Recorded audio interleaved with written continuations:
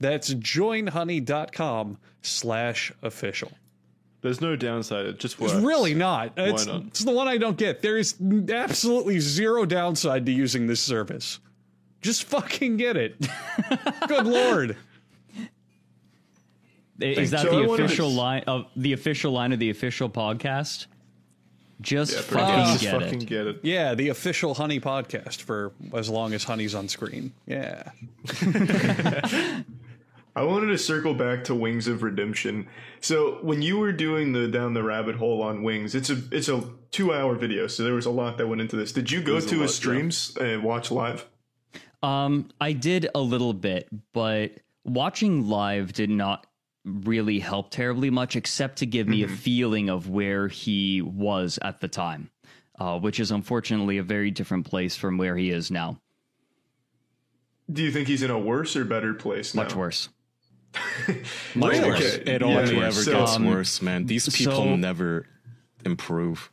For those, sometimes they do. It's a tragedy because it is. With Jordy, it seems like he's getting better and then things get worse. Sean Ranklin uploaded for the first time 3 weeks ago after how long? Over a year ago. Yeah, about a year ago. Yeah, about a year ago. Sean Ranklin is the compilation poster, right? Yeah. Of the big one. Fill us in on the specifics here, because from what I saw, maybe just like Opley checking in, he was kind of getting into the self-hate and like going along with it. But if something's different, he got married and. When did that happen? It happened recently, but whenever he talks about his wife, apparently, and again, like I haven't looked into it a ton, but it seems like whenever he talks about his wife, it's more about the money she's making and how he's getting health insurance off of her. And the video that Sean Ranklin put up, which I literally watched this morning while I was waiting to join the podcast, it includes his wife telling him to that they need to talk, and him just blowing her off as she cries. Yeah, so that's why I brought it up. I saw that video when for some reason it was recommended to me out of nowhere within the hour that he posted it, and I've never really watched a lot of Wings of Redemption comps. But I saw that and it was fucking sad, man. Like, Fred's underselling it a bit. Like, it's pretty deplorable. He just he straight blows her off. Like, and then like the rest of the stream, he's like, "I need money. You need to tip me, or I'm never touching this shit again." And his wife is just crying in the background. And then they're in the car together later, and he says the reason she was crying is because of the temperature in the air caused her eyes to water or something. What he said was she'll cry because like he said the barometric pressure changed. Oh, that's right. Yeah, that's what he said. He didn't use the right term. I think some kind of atmospheric anomaly. I don't know. I don't think any of us are experts on barometric pressure to say that it wasn't true. The point he's making is what he's trying to say is she'll cry over anything. He's being completely dismissive of her. That's the point. Yeah, so after seeing that, I decided to check on his stream, and I've tuned in a couple times now.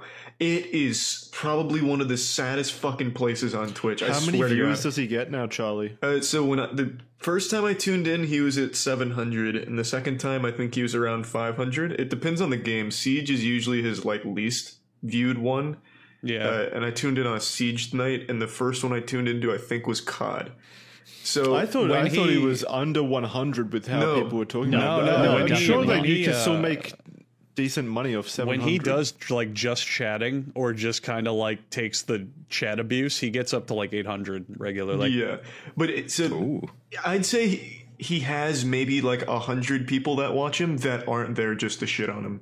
The whole chat is there to shit on him, and he just kind of takes it sadly and then asks them for money to keep insulting him. It was so hard to sit there and watch, and because he'll constantly bring up the money thing, and he's not shy about saying he only streams for money and he hates everyone that watches him. He bans. He said that for a long time. Yeah, he bans people at even the slightest microaggression. If there's a grammar mistake that he takes personally, they get banned.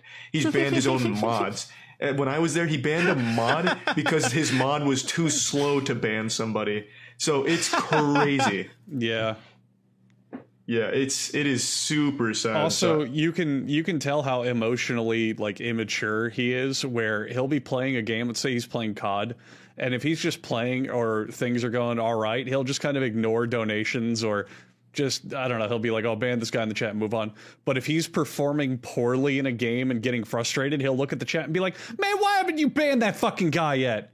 I swear, people don't know what they're doing. And it's like, good Lord, he's like a fucking 12-year-old. Well, when that's been your career and your personal growth for like the last 10 or 15 years, there's not much, maturity that you could be expected to have. I mean, he said multiple times he'd be much happier with a normal 9-to-5 job, but he just can't take the plunge because he thinks he makes more money doing what he does now. I don't think he does. I don't think he's making a ton of donations or subs. I could be wrong. So I don't know why he doesn't just take the plunge and finally, for his own mental health, just stop streaming. Well, this is a pattern that crops up with these sorts of internet personalities a lot. They are so steeped in whatever they're doing that they find it difficult to move away. They become addicted to it. Sometimes it's the attention. Sometimes it's the income. Because I think for streamers... especially, they become, especially when their livelihood depends on it, they become addicted to the hit of a donation. I think that it can be addictive if you don't approach streaming from a healthy perspective. And so that's how you get people that do things that are over the top or perhaps detrimental to themselves, because they're not only looking for the money, they're looking for the dopamine hit of the donation or the subscription. Well, I also think, like, in cases like this, he's had a taste of success in the past when Call of Duty was, massive and he was at the forefront of it. Yeah. Imagine being that successful in your life and everything going downhill from there. You're always constantly going to be chasing that success again. I imagine it's very difficult to know that you've already peaked. The human brain loves routine, no matter how destructive that routine is. So even for him, who's constantly berated and maybe making shitty money, there's a part of his brain that's like probably terrified, going, oh God, a real job and having to apply for it and change my whole lifestyle and this and that. I can't do that. That's too much, even if he recognizes it or not. Yeah, I like that. I like that all of these people are just terminally immune to advice and to doing things that are good for them, and that they just dig their holes deeper and deeper and provide us with all of this content. It's nice. Like, I can only think of one example, and Charlie, you know this person. On that. For Kaya's entertainment, it's great. It is great. It is great, because I'll give you an example of someone who took the internet's advice. Charlie, I don't know if you remember this person, Zinnia Jones, who's this creep who hates his wife, and his entire life revolves around putting things in his asshole and blowing his ass out. And like, his thread used to move at like 3 pages a day. One day, finally stops tweeting. That's all he had to do. Finally stops fucking tweeting every perversion he gets himself into, and the thread fucking dies. It came to a fucking halt. And everyone's like, finally, thank God. Like, maybe he started to lose weight and stop putting like tentacle dildos up his ass. Like, but we lose out on entertainment, I mean, it's good for them, but almost none of them take this advice. He's the only one I can think of the people that I follow who do. And the other ones, they're just, I don't know what it is that compels them. I honestly, all of these people, I want to put them in a, what do you call it, like a brain scan and see what's wrong with their brains. Like, is there some neurological thing that compels them to tweet 50 times a day about everything? I imagine it's an addiction. Well, this is part of this is part of what's terrifying to me about the internet and the effect that it has on some people. And I've suffered from it partially as well. The way that, not necessarily in terms of social media, because my Twitter is like, there are tumbleweeds rolling through it, but there is, like, for me, it's the feeling of constantly being connected and the expectation that I'm supposed to be connected. And after a while, for some people, the internet creates these addictions, because it's hard to remember sometimes that the internet is a series of crafted experiences. So when you go on a social media website, it is crafted in a way that is designed to keep you scrolling and keep you posting.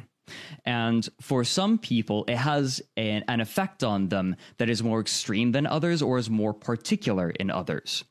And when when someone gets addicted to posting, they will just keep posting over and over again. And this is by design.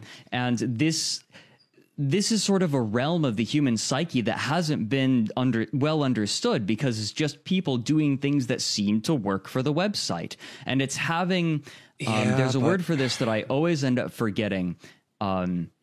It's emergent. There are emergent properties that we do not yet understand, but we are experiencing.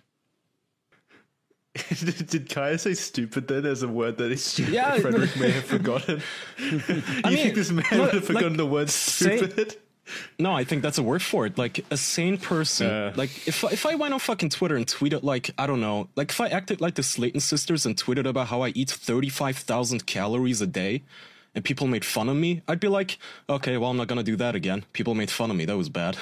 Well, this is the thing. They don't have that part. They don't have that if else like conditional statement running in their brains, that algorithm that comes naturally to the rest of us of, I don't want to be made fun of on the internet. They just keep going. Right. They lean into these these websites, however, are casting their net wide. It's very similar to a cult. A cult may look like a cult to the vast majority of people who see it, but those aren't the people who can recognize they're a cult, aren't the people that they're targeting. They're targeting the vulnerable people. They're targeting the people that they can get to. In the social media does the same thing. They're like the majority of people like you will recognize it for what it is, but there are some people who won't. And social media, I think, has a much broader appeal than cults, and so in some ways is more dangerous. Yeah. It's all probability games. If you throw out something that goes to hundreds of thousands of people, getting 3 or 4 is all you need. Right. It's okay if some swim through the holes in the net. You're not looking to catch every single fish. Yeah. Yeah. I also think just the attention is addictive to people that maybe don't get it in the real world, which is why you're going to see so many people with like the dumbest fucking takes in the world on Twitter, because it gets people to like see them. You get engagement, even if it's overwhelmingly negative. Yeah. And not only that, you'll get some people that agree with you and go, yeah, he's right. And then you just circle jerk inside of that community and it just builds and builds. Right.